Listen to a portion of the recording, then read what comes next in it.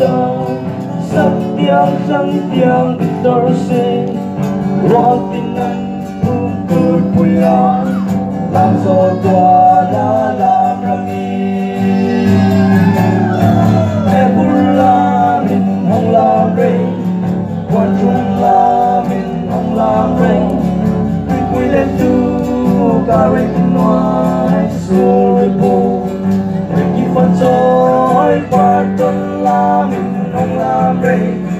làm sao là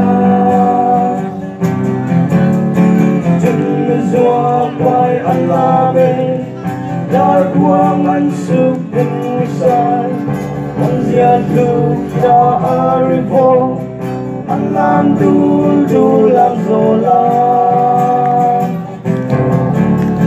số xoan là mình không làm rây làm bạc là mình không làm rây sai với cuộc sự phải là mình giờ đi sai là mình không làm rây làm sao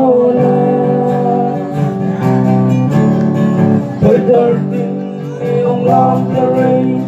hãy cút quy như xưa đây hãy thiêng nó hãy đi nó hãy nằm vô nằm bằng hãy đi cô tê là mình không làm rây lên cô là mình không làm rây qua làm được kia lại là mình chẳng được lô tay là mình chỉ cứ làm mà là mình